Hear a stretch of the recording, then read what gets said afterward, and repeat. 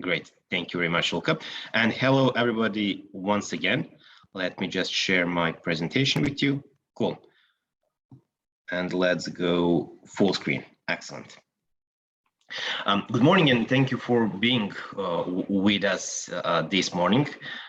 This is basically one of our last virtual workshops within Catalyst's Digital Month. The last one will be today as well in the afternoon. And today we are speaking first now about better online events, and later today we will talk about design concepts for nonprofits. For the past month, and actually, to be honest, a couple of days more than an actual month, we've been organizing a series of virtual workshops on various topics that can help nonprofit organizations to become more digital, to adopt digital as a way of working and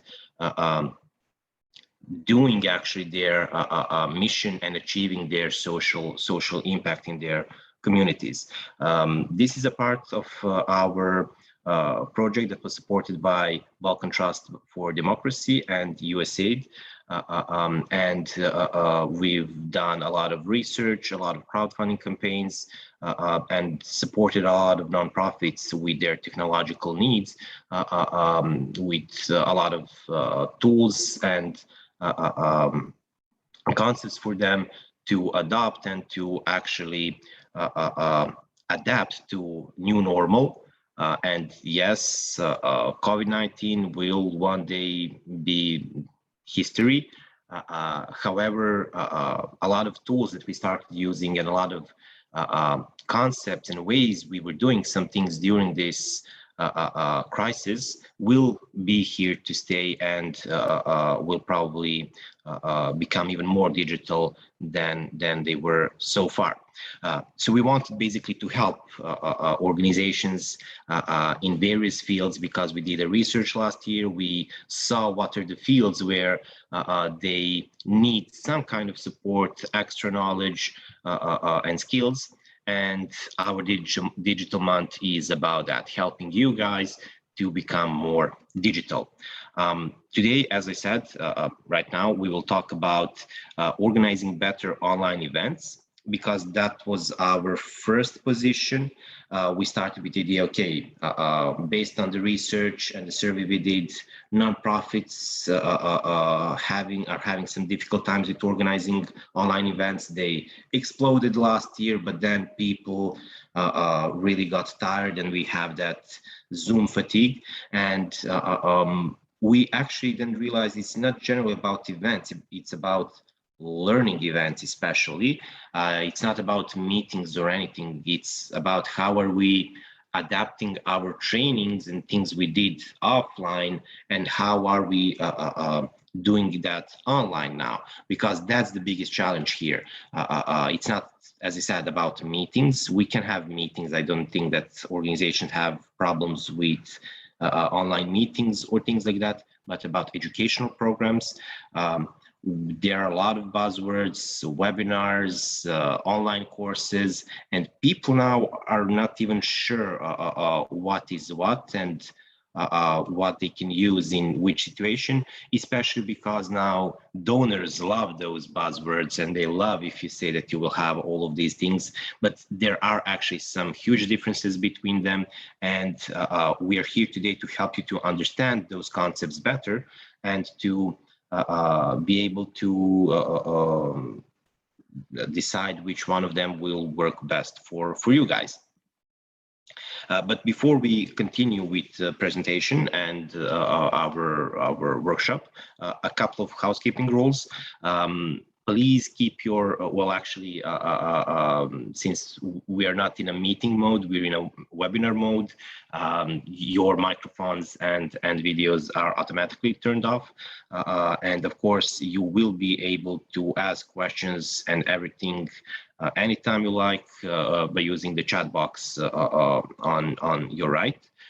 We encourage you to ask questions, really. And also, there will be a couple of polls and questions. We have a survey for you, so you will be able to give us your feedback through those surveys as well. In case you lose your connection, please just rejoin with the link we already emailed you, and after the webinar, you will receive a follow-up email. You will get an evaluation link. You will get this presentation and recording of this workshop. Today we have a special guest with us, Irina Damjanovic. She's an instructional designer, but she's been actually improving learning experiences for more than 20 years now.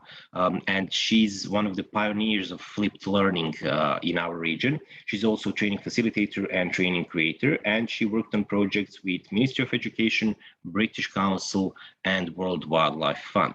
So Irina, it's really great to have you here with us back again. Thank you for being with us. Nice to be with you again. Thank you. And my name is Miloš Jakovic. I'm Partnerships and Engagement Director at Catalyst Balkans. I will be today just a moderator, although our first plan was to have a bit more, to talk more actually, and to have not just one, but two virtual workshops. One was supposed to be Irina's about e-learning concepts, and we will have that. Unfortunately, due to some private obligations, the second one, which was supposed to be about promoting your events and organizing your community around your events and having more engagement with them. We will do that in a different way. We won't be able to do that today, but I will ask in a couple of minutes, how would you like for us actually to do that? But before that, just a couple of words about Catalyst. I guess that we have some new faces here that weren't on our previous workshops and webinars. Basically, Catalyst Balkans is a regional foundation, private foundation, and we are all about philanthropy, data, and tech. We support both fundraisers and donors, and we provide them with data, with research, and with technology that helps them connect better and make more impact for each cent that is donated. We have basically three pillars of our work. We do research and advocacy.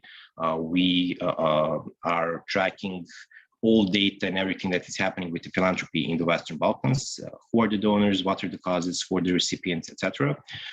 We also learned that in order to grow philanthropy in this region, our sector really needs to go through digital transformation.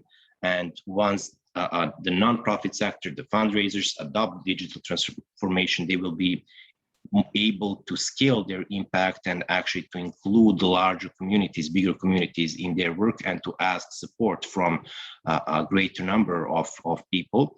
But that's a strategic thing. It's not a simple thing. So we're developing various tools for that. We are administrating crowdfunding platform in Serbia, one transparency platform in Serbia as well, but we are doing data visualizations and community relationship management software throughout the whole region. And finally, having these tools is a great thing, but it's really not very useful if you have tools, but you don't have people who actually have idea how they can benefit from them. And that's why we are actually helping nonprofits to learn about concepts behind these tools and how they can actually utilize them in a best way for them and to achieve the greatest impact possible. Basically, when we're working with nonprofit organizations and fundraisers in general, we have a 5-step process. Our idea is actually to provide education to fundraisers for them to learn everything about fundraising, to understand what a community fundraising is and how they can raise money from people, from companies, and not traditional donors, international institutions and similar. And once they learn and know about the concepts, we'll help them to find their niche and to map their place in the philanthropy ecosystem in the Western Balkans. Then when they know their place and they know their strategy, with Civic Catalyst, we help them to build a community of supporters around their organization and their cause. Then when you have your community, you can finally invite them to support you and to raise funds from those supporters. And after that, as a final step, in order for you to keep their trust, you have a transparency platform where you can share your data and demonstrate actually your transparency. Now, before we continue, I will kindly ask you to scan this QR code with your mobile phones, or to go to the link that is here above, ahaslides.com/BOE2. So you can use your mobile phone, or you can use your computer and just open another tab in your Chrome or whichever browser you're using, and just type in this address, ahaslides.com/BOE2. We have a couple of participants. We are waiting for the rest of you. It is important for all of you actually to participate and join AHA Slides, because we'll have a couple of questions for you, and it's really crucial for us to get your feedback, especially so we could know what are the next steps for us and what else we can do actually for you. So we have, I see we have a couple of more participants that we're waiting to join. So you can, as I said, use your mobile phone, or you can use your web browser and just go to ahaslides.com/BOE2.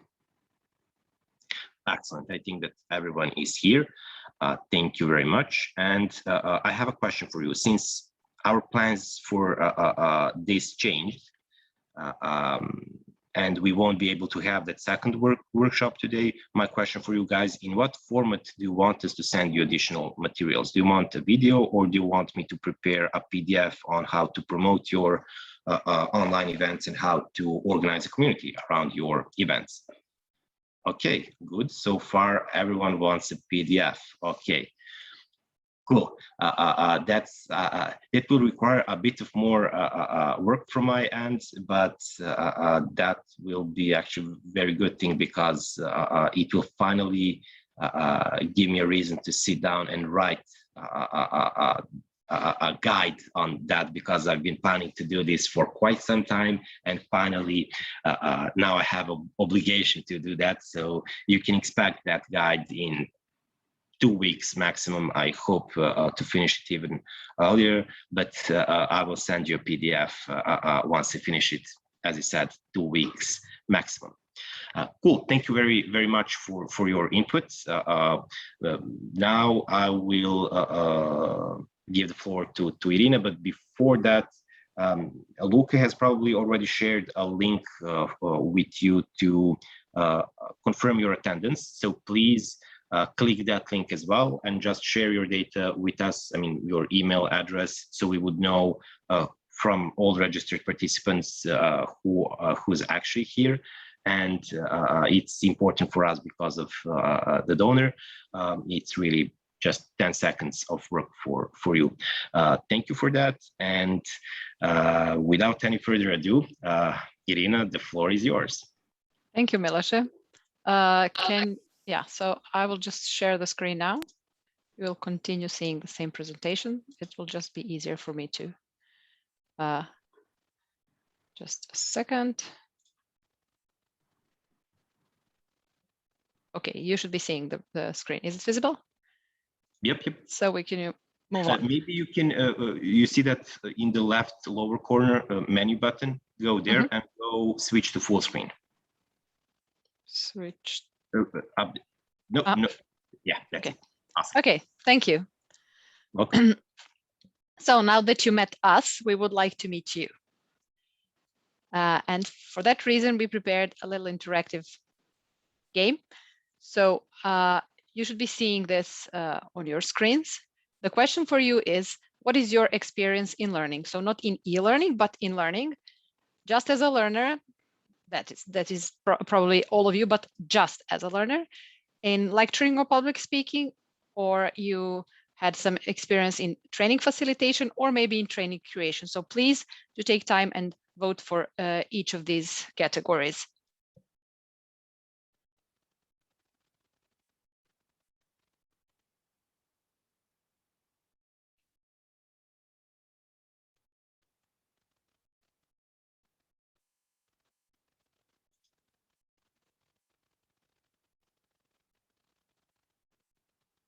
Seems like I'm not getting any responses. Or could you write in the chat if you don't see or cannot vote on this? I just think that people need a bit more time to answer and to mark all of their experiences. Yeah, that's fine. But obviously, I can make it longer. It's just a bit strange because, okay, it's not strange anymore. So at least we are starting to see some things.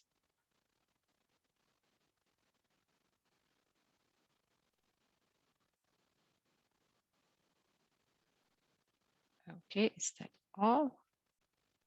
Should I open it for some more time?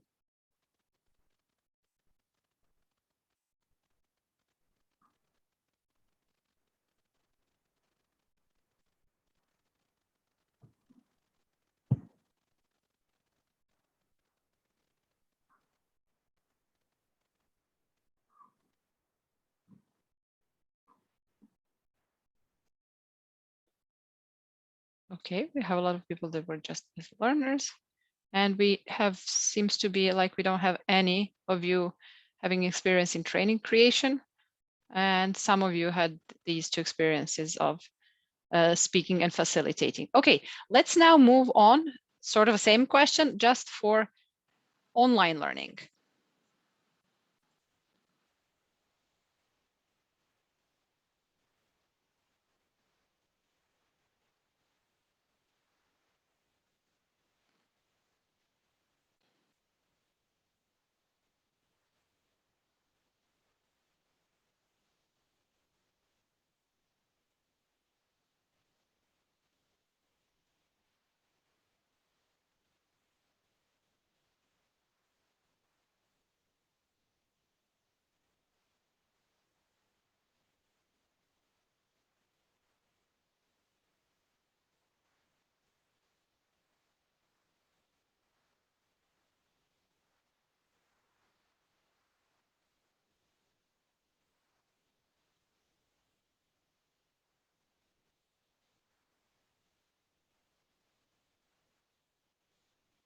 In case somebody didn't get the chance. Okay, it's interesting. We have some people here having experience in online learning creation, but none in, let's say, face-to-face or always learning creation. That's fine, sorry. Okay, I think that we can move on now. So you see, we use this interaction to get to know you a bit. Since I'm not seeing your faces, you're just seeing mine. I don't hear your voices. I don't have idea of your facial expression, or I don't see you mingling and stuff like that. So these kind of things could be used in online formats to have some interaction with people. So at the beginning of every training, I mean, at the beginning of everything you do, you should set expectations. And especially if you tend for people to learn or to get any idea of something that looks like learning. So we would expect you in this workshop to compare digital and face-to-face learning, then to distinguish between synchronous and asynchronous learning formats, and understand what is it that makes learning effective. When I say understand, that means just to scratch the surface, but really scratch the surface, because this is science on its own. And how we're going to do that? Through short presentations, that means I'm speaking a bit, then some interactive activities like this one that we just had, and with providing you with some good examples of good practices. So I would now like to ask you, what else would you expect? Just to take a few moments to type down your questions, and then at the end in the Q&A session, we will come back to those questions and answer them. That doesn't mean that you cannot, unmute yourself, ask a question or elsewhere, but If you have some other thoughts that would be expectations, please send this to us now.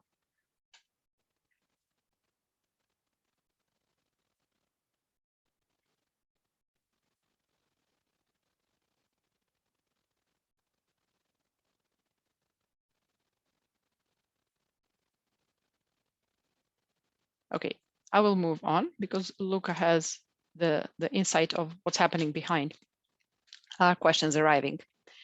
So now we will go into section that I called shapes and sizes of learning. So what learning usually includes? We're used to having information delivery. That means that you take in some information.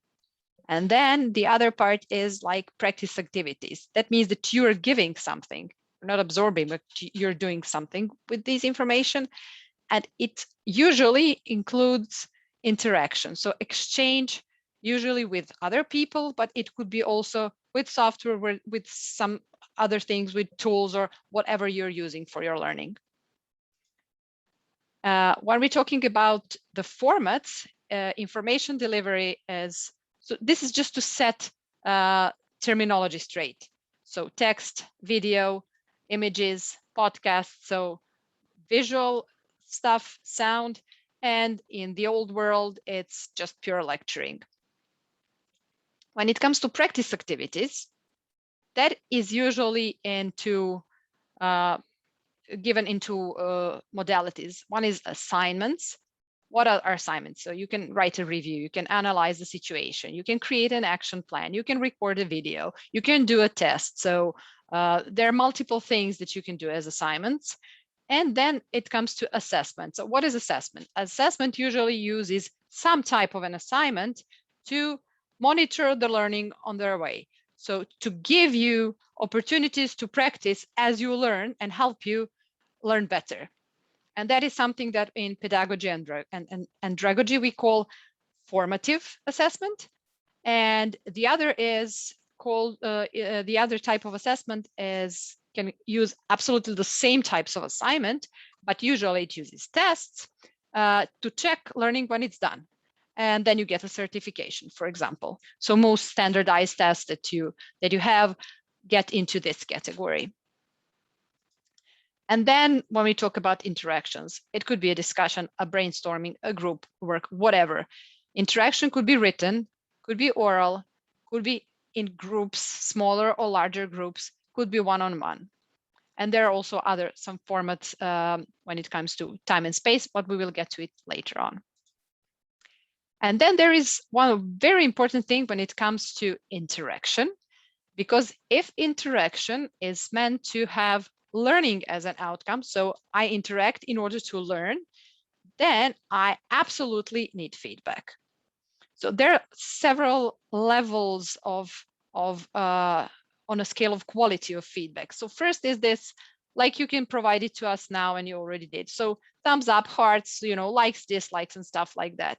So it gives the facilitator or the trainer an idea whether you like it or not. But that's all. I don't see reasons why.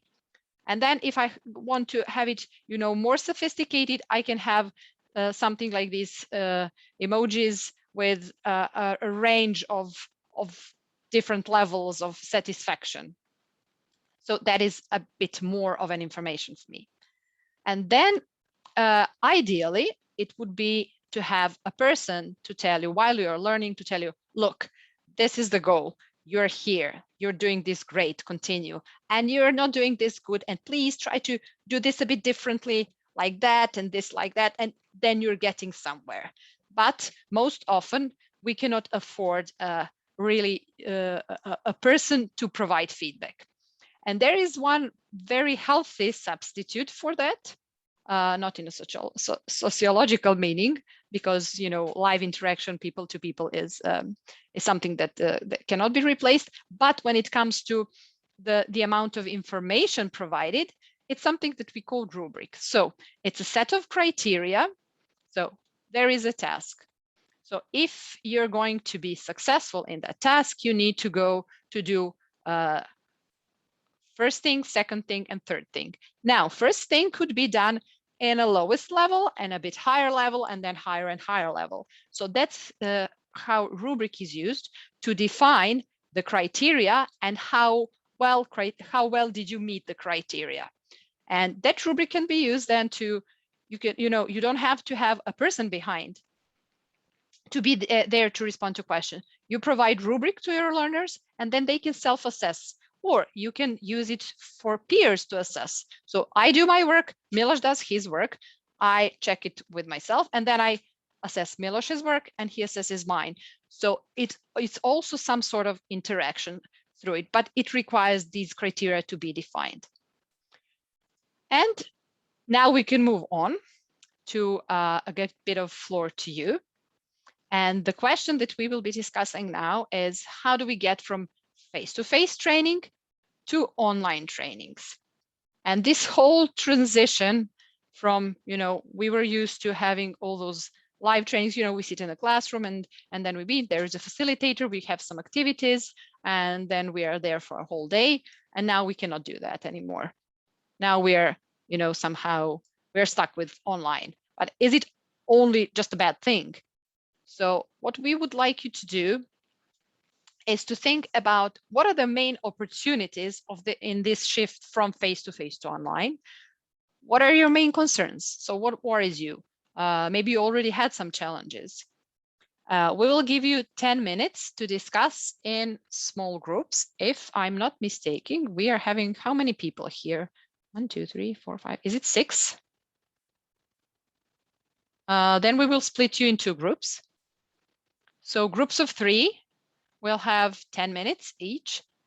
And I would suggest that you choose a representative that will share with us what is it that you came up with in your small group. Are there any technical questions here before we start? So you will be dragged out of this main meeting. You won't see me anymore. You will see just the 3 people that are with you. And before that, you will get a small notification, join the group. So you will be asked to join the group, just click join, and you'll be shifted to another call. I will drop in to see how you're doing, and you will receive some messages from me, and then we will all be summed up in this main call. Are there any technical questions before we actually put you in groups? You can type it down or you can unmute yourself. Seems like there is none. Okay, Luca, can you please do the magic with the breakout sessions?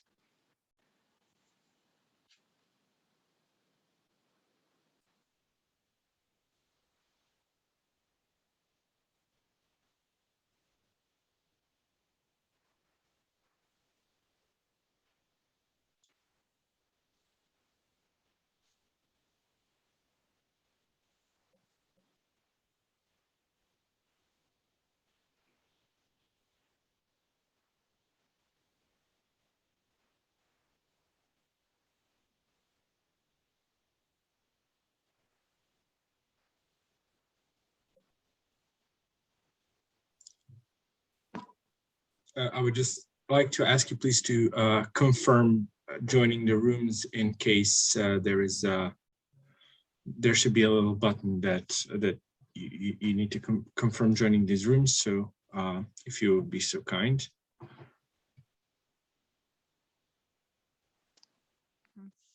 Seems like the person that joined room 1 is not there anymore. Yes. Is it possible to resend the?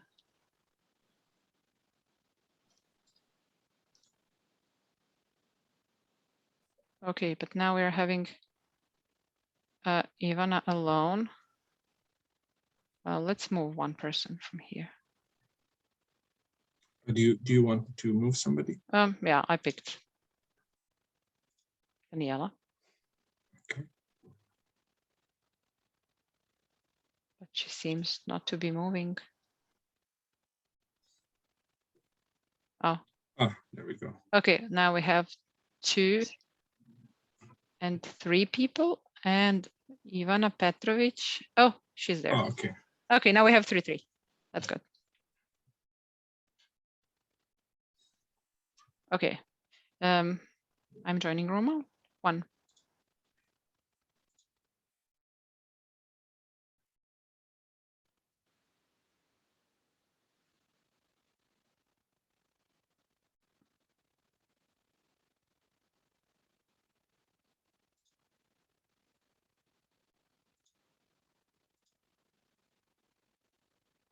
Okay, seems like we're back again.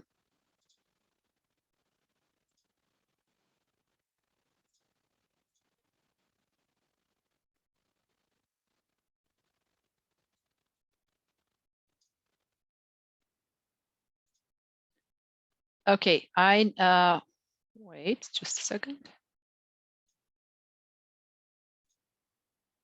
No, made a mistake. Sorry. So we had 2 groups, and if I remember correctly, there was this one Ivana that could share something with us from room number 1. Ivana, are you with us?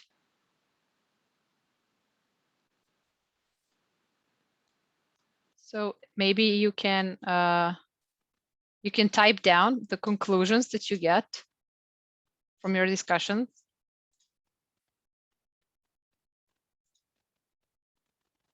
Okay, let's take a minute now for both groups. Can you just give us in the chat at least one opportunity that you see in the transition from face-to-face to online learning? So it doesn't matter if maybe a couple of you from the same group type something. Just give us at least one opportunity from your perspective when it comes to transition from face-to-face to online learning. So I'm sharing here the chat. So you will see that you or other people are typing.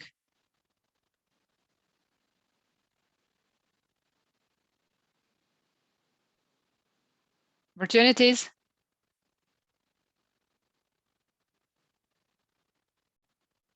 Okay, thank you, Amina. Amina was the bravest one to break the ice. So online meetings have restrictions, that lack of interaction and body language and the moment feeling people can enjoy wherever they live. Okay, so we're at the same time having here. So the bad side is that we don't have this perception of body language and facial expressions, but I have Amina's ha ha ha at least. And yeah, it's definitely good that we can join from all over the place. Okay, main opportunity. Okay, everywhere, anywhere, anytime. Great, thank you, Murillo. So these are both from room number 2. So let's have one from room number 1. Come on, girls. It was actually 4 people in room number 1 because there was one baby there.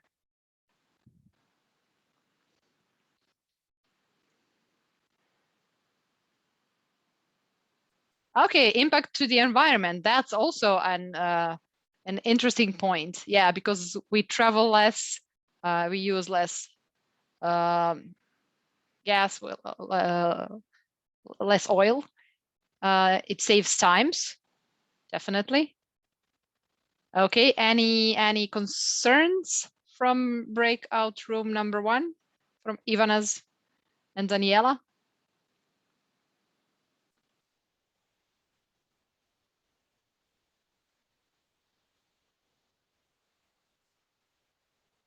Okay, if something pops in, I will let you know. So we can move on. As I mentioned at the beginning, we will talk about sync versus async, synchronous and asynchronous learning. So what's synchronous? That means in a specific time, specific place, and it's real time. So what we're doing right now is a synchronous event, and it's a bit of synchronous learning at the same time. So what are the formats? First, the traditional classroom event, that's one. So if we're having live chat like we just did, it's synchronous. It could be any chat channels or instant messaging, as long as it's, in real time. Either you call it a webinar or a workshop or a video conference, as long it is in real time, that's also synchronous. And we can also have those whiteboard canvases. There are different tools for it. I don't know, Miro, Mural, these two are those that I was using, but there are plenty of those where we can actually collaborate, brainstorm at the same time, type sticky notes, combine, make schemes, make presentations, brainstorm on various topics. And so what are the limitations? So we need to schedule things, so make it possible that all these people are available at the same time. And if it's live in a meeting, sitting in the classroom, that means at the same place as well. And limitation here is that everybody has to fit in the same pace. So either you are catching a bit slower or you're really moving fast, you're all somehow have to adapt to the same pace. And then there could be a peer pressure there, because maybe you don't want to turn off your camera. Maybe you dislike to speak in front of a big audience in the classroom. And then if it's an online event, there could be some technical issues. It seemed to me that that one person here kept having technical issues, dropping out and getting back into the call. But at the same time, we have some opportunities. So when we are live, you have immediate access to the facilitator. So if I, and I'm hoping that I am at least a bit inspiring you on this topic, so you can ask me question right now. You don't have to, email me or search where you could find me or something like that. And you can also access other people, your peers, everybody else that participates in this.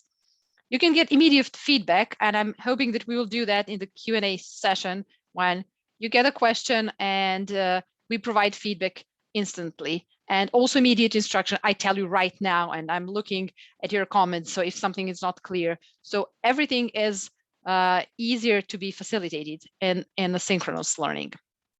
And then asynchronous learning, so it's anytime, any place, and it's self-paced. So all multimedia and e-learning modules and e-learning courses are asynchronous, most of their parts. Sometimes they have webinars inside. And then email communication, you watching the video somewhere or listening to the podcast, or any social networking, unless it's, immediate chatting and reading documents, blogs, articles, and stuff like that. It's all asynchronous learning. Limitations, as you mentioned, this human contact is limited, and a great deal of self-regulation is required. What that means? That means that I have really great strength into disciplining myself. So right now I'm going to do this, and even though my phone is maybe some messages are getting there, no, I have to be focused on what I'm doing here. And so it's discipline and regulation, and self-motivation, and everything that makes you do things at that time right way. So when you have a facilitator and the whole group doing the same thing, it somehow pushes you toward that, so you don't have to have this self-regulation so well developed. But when you're on your own, it really requires that from you, from a person. So that's why it makes it hard to do this asynchronous learning for very small kids.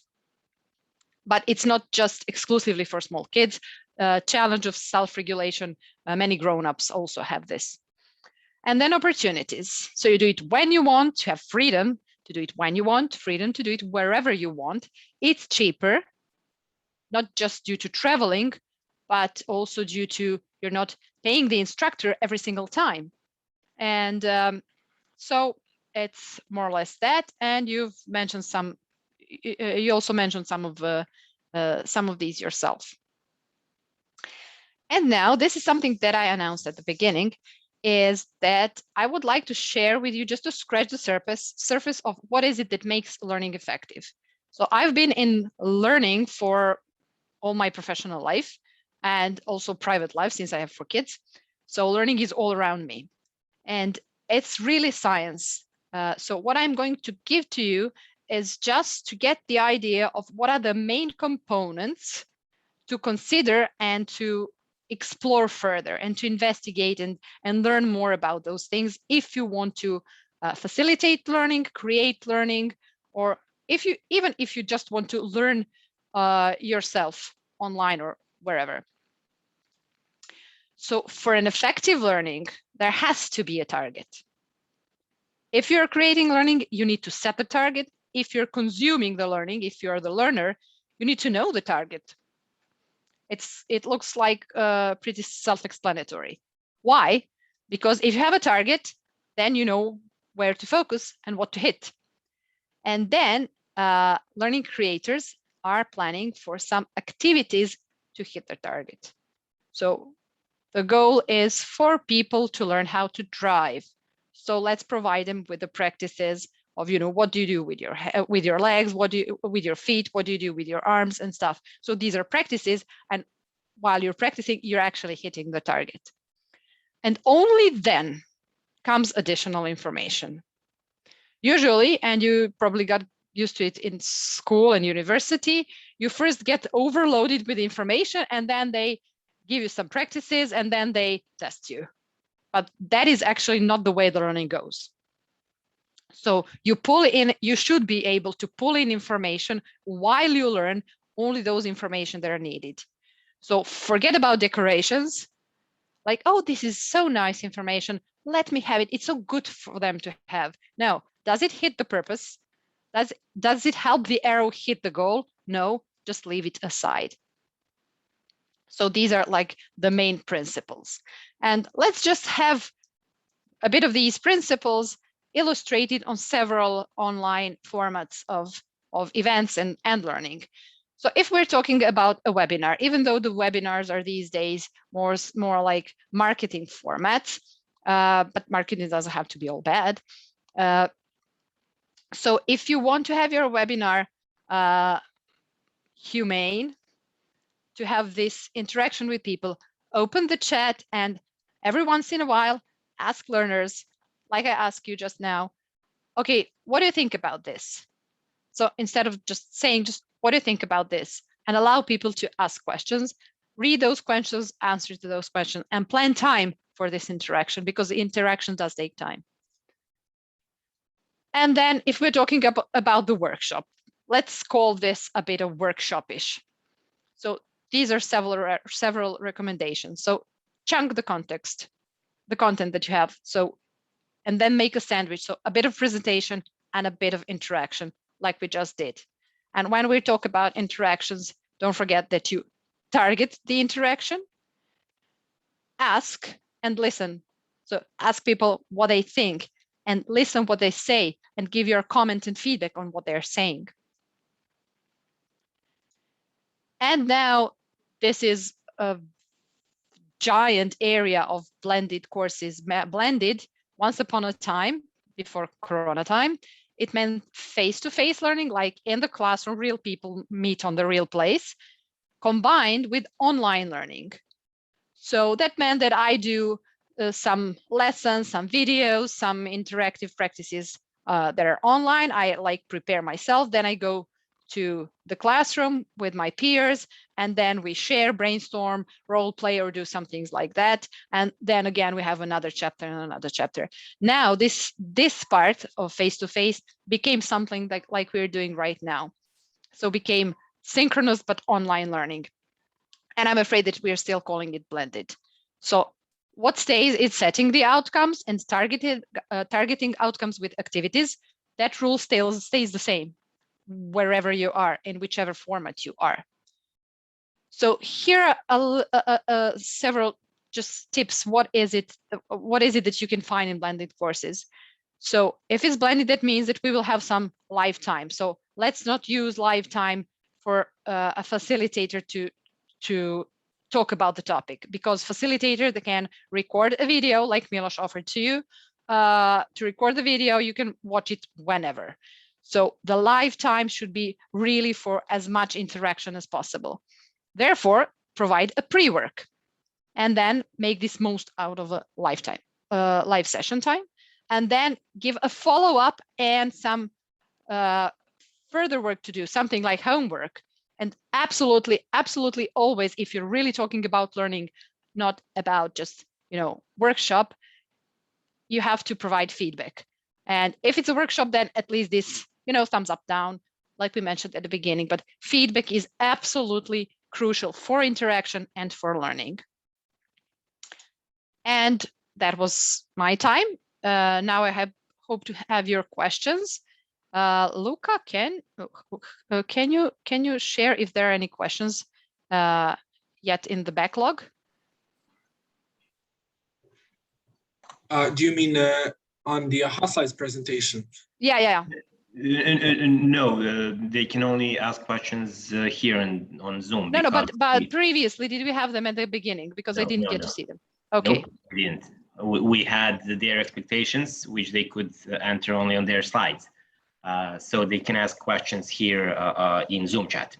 Okay. Or you can turn on your microphones and share the question. Exactly. While people are thinking about their questions, we had, when we had this workshop previous time, we had a couple of very good points, and maybe it would be good to repeat your point on events and learning events just being a part of a journey, because from my marketing perspective, events are just one way to build your community, and then you can actually have meaningful discussions and learn all together within your community. But from Irina's perspective, educational perspective, it's pretty much similar. Actually, events are just one stop on your journey. Exactly. So learning doesn't happen. Learning happens all the time, and learning takes time. And therefore, if we're talking about learning, we're not talking about events, because you don't learn just now. I switch on the button and then I turn on, switch the button on and switch the button off. So, and then learning happens somewhere in between. No, it doesn't. The brain doesn't work that way.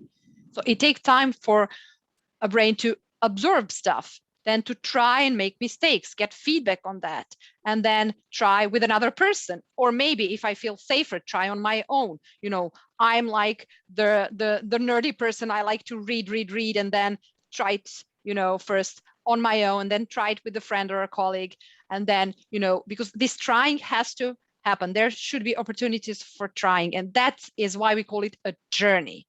And if you're not provided with these spectrum of opportunities to try, fail safely, get feedback and try again, make it better, the learning won't happen. That is the reason why many trainings actually are not being successful, because, oh, great, we've learned so many things. The facilitator was great. The group was great. The learning happened on the event. But then when you move back to the office or wherever you work, nothing changes. And we are actually creating trainings in order to have change in the workplace. And then it doesn't happen. Why? Because we haven't merged these two worlds of training and office. I mean, when I say office, I mean job. So the learning should be continued on job. And that's why we are now more into these learning journeys, where we are not creating many events, especially not all day long events, but a short event just to exchange. And then you're on your own, but not alone. You're with your manager, you're with your peer, and you're with those people anyway. You work with them. You just have a targeted task, an arrow to hit the target while you're doing things on the job. And that's how this corporate and on-job working should be structured. I think that's what Milos had in mind. Exactly. And maybe just to elaborate a bit from the marketing perspective, because we actually, previous to our workshops, were exchanging some ideas, and basically the goal of marketing today, especially in the nonprofit sector, is to create communities.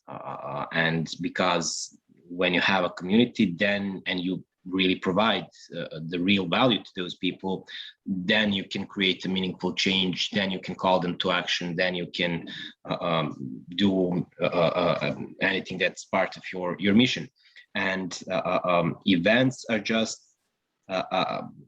places and moments when you're gathering that community at the same time, live or whichever format we're talking about. Irina really nice explained all of them.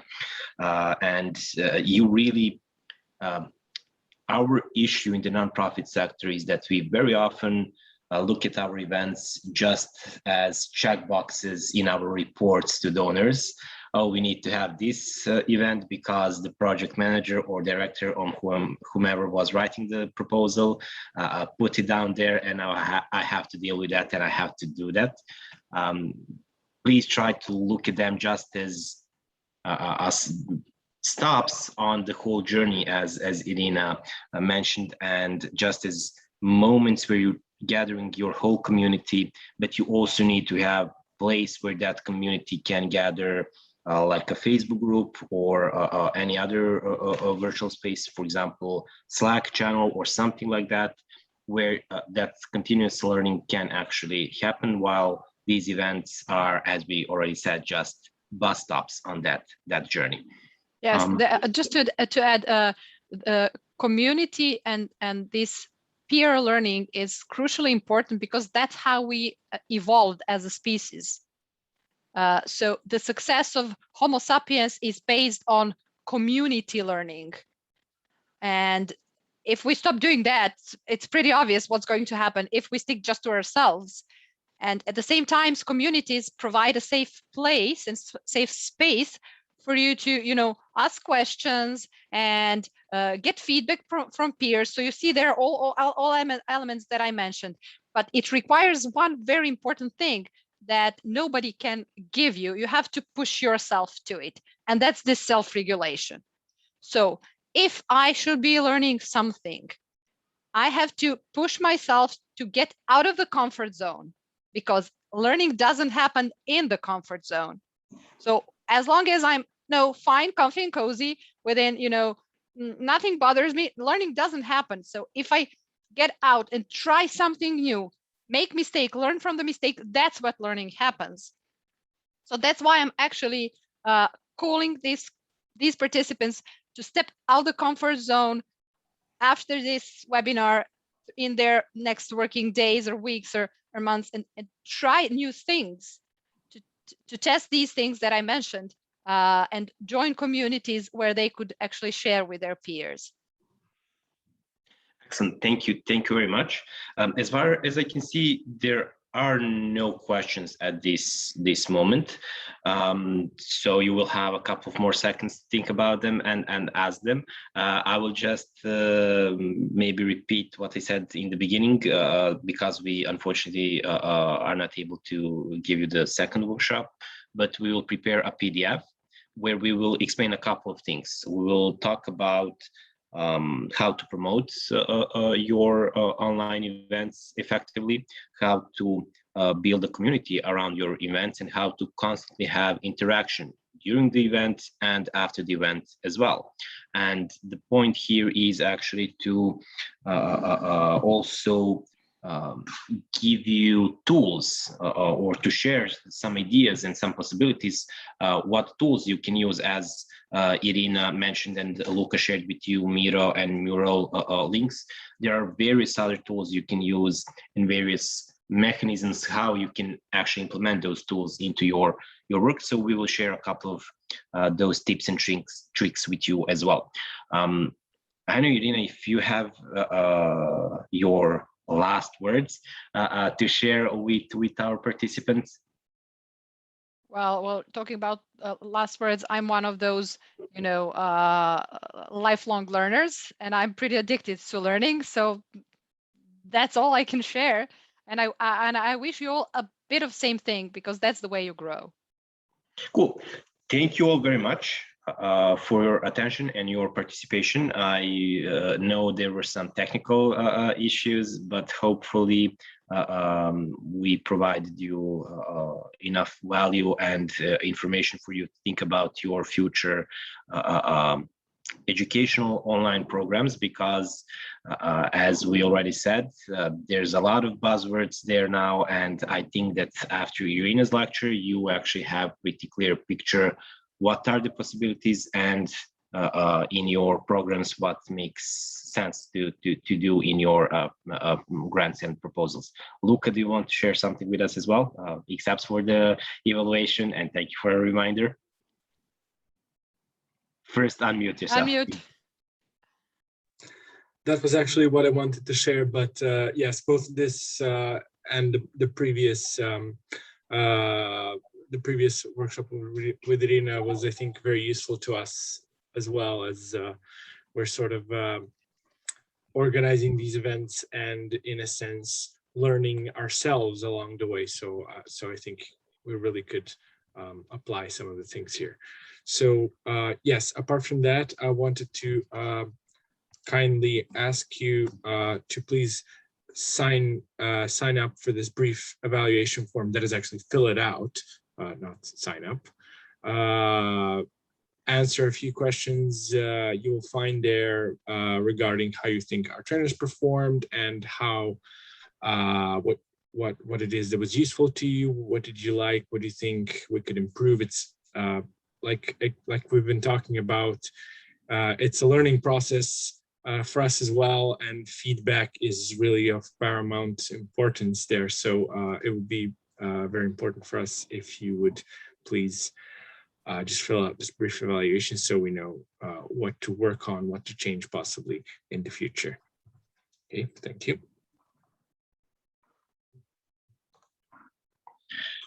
And basically that's it. It would be great if you could just spend those 2 minutes right now. And we thank you for your attention, and we will stay in touch. We will do a follow-up with you with the recording of this workshop tomorrow probably. And as we promised, in the coming 2 weeks, you will get a PDF guide on how to promote your online events. Cool. Thank you all a bunch, and see you hopefully soon. Thanks, guys. Thank you. Enjoy Keep the day. learning. See ya. Goodbye.